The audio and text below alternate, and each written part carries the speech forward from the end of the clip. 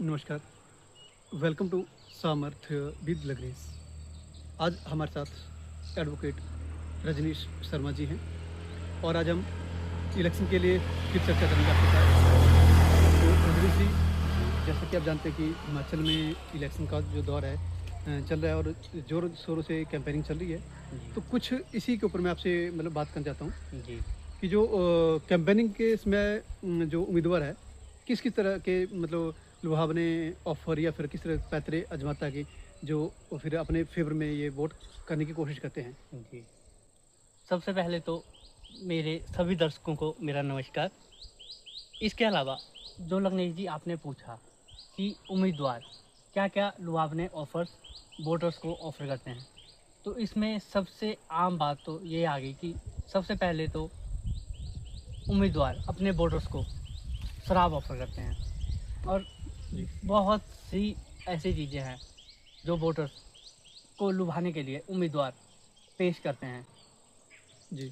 जी, तो इसी के साथ आप बताएँ कि अगर जो उम्मीदवार इलेक्शन के पहले इस तरह की चीज़ें ऑफ़र करता है, कल जी, को अगर वो जीत जाता है, जी। तो फिर आपको लगता है कि वो फिर वो कुछ डेवलपमेंट के लिए या एरिया के विकास के लिए कुछ कार्य करेगा या नहीं?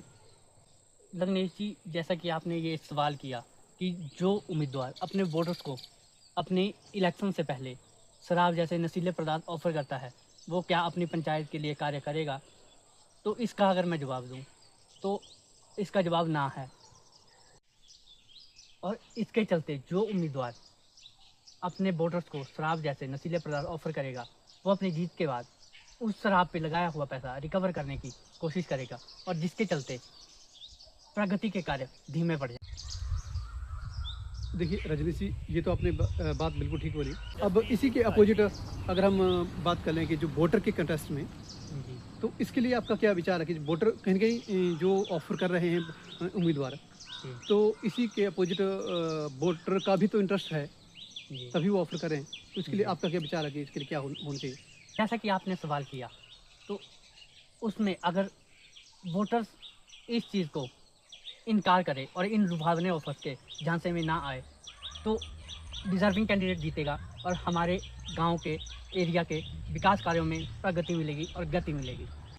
बिल्कुल, ये तो आपने बात बिल्कुल सही कही है। तो इसके लिए हम उन सब जनताओं से भी अपील करते हैं कि आप इस तरह के झांसे में ना आएँ जी, और जो वोटर इलेक्शन में कंटेस्ट कर रहे हैं, उनसे भी हम यही उम्मीद करेंगे कि आप भी कोशिश करें कि इस तरीके की जो लुभावने ऑफ़र जनता को ना करें, ठीक है? जिससे जो एरिया का जो डेवलपमेंट है, उसकी गति धीमी हो। जी। इसके लिए हम अभी आप सभी का धन्यवाद करते हैं। धन्यवाद। धन्यवाद।